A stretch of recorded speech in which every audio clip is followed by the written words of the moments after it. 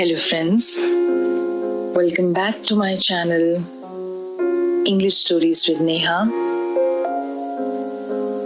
Today I'm going to be reading a short story to you all. It's called I Left the Baby in Dimension X, and it's written by Robert Egan. So here it goes. I left the baby in Dimension X. There's a baby in the back of the glider, but it's not mine. Sure, she looks like my baby, but my baby never cries when we're cruising through the Kuiper belt. Quite the opposite. Cruising through the solar system's outer reaches is sometimes the only way I can get her to fall asleep.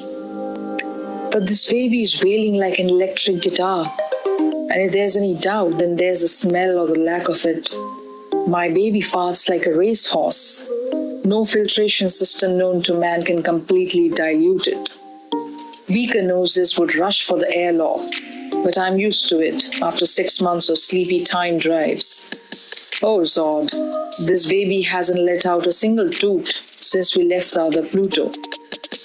The glider's autopilot detects my spike in stress levels and starts taking evasive maneuvers through chunks of frozen ammonia and methane, perhaps assuming that I've spotted interdimensional bandits. I switch to manual, slam on the antimatter brakes, and turn to get a good look at the baby. That's not my baby. I think she realizes I'm not hers either, because her wailing goes up an octave. We hang motionless in space, floating in a velvet black sea where spiraling icebergs glint like diamonds through all motion is relative. Everything's relative, just another version of something else altered to a greater or lesser degree.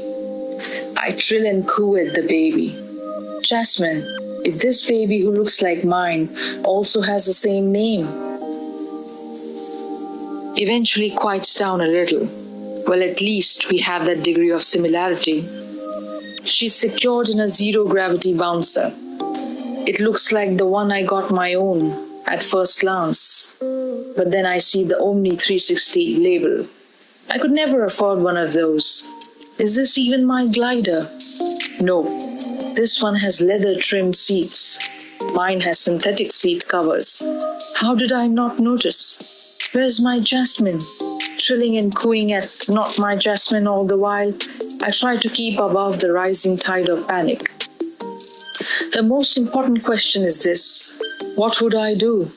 Continue on and pretend that I have the right baby? No, I could never live with myself. Plus, Indigo would know the difference. She'd tell Lois, and Lois 2.0 because she tells her mothers everything. And my mothers-in-law would never let me hear the end of it.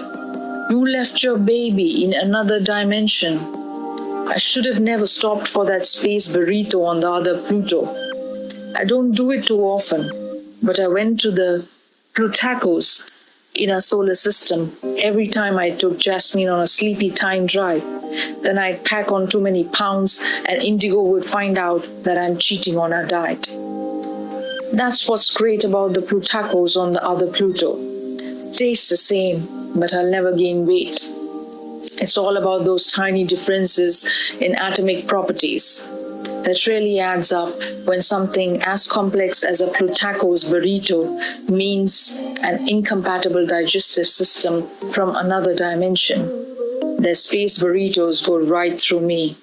Oh Zod, I crossed dimensions for the first empty calories, and now I've lost my daughter. Not my Jasmine falls silent and wrinkles her nose. I smell it as well. She's not crying, she's farting. Too much work, too much driving, too much babying. It is all in my head. I take a deep whiff of relief. Oh no, that was me. She begins bawling again. I redouble my trilling and cooing efforts to no avail. Okay, think. I've not my Jasmine in, not my glider. I know myself, and I have to trust in that. So what would I do? There's really only one answer. I'd get my damn baby back. I slammed the Not My glider into overdrive and set a zigzag course for the other Pluto. When we passed by the solar system's Pluto, I resist the urge to stop and check there for my Jasmine. There's no way my glider is faster than this upscale one, so she won't be there. I think I know what happened. Pluto's great, but they make you get out and wait in line. An old Earth tradition, they say. But if they really wanted to be authentic, I guess they'd also make you take your baby out of the glider. I remember hearing somewhere that everyone on Earth used to freak out whenever someone left a baby behind in one of their ground gliders. It doesn't make sense to me. Why wouldn't you leave your baby somewhere that's climate controlled and only opens to your touch? It's the safest place for Jasmine when she's sleeping. Or at least I was, until I somehow got back into the wrong glider. When we zipped past egg-shaped Mia, caught in its high-speed spin, Not My Jasmine's cries take on a different color. I realize she's giggling. As the Kuiper belt thins out and we reach its edge, she laughs herself to sleep. Oh, so this baby likes to go fast. Then we pass through the whale. Instead of reaching the Oort cloud and interstellar space, we just arrive in another Kuiper belt wrapped around another solar system. The rest of the universe is closed off to us, and no one knows why. Some say another civilization beyond our understanding has hemmed us in with alternate realities until we are mature enough to venture forth to other stars. Everyone calls them the Shadow Lords.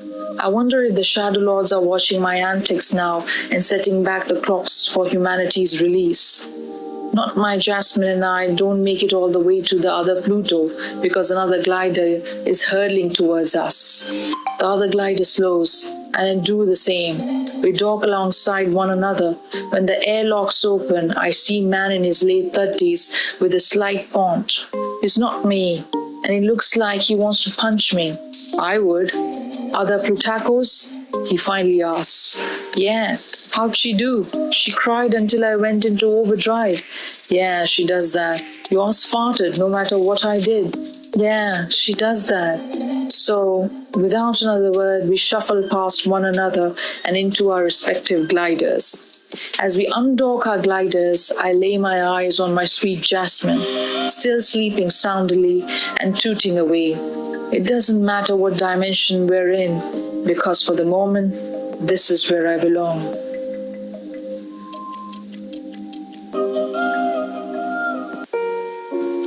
So friends, this was the short story called I Left the Baby in Dimension X.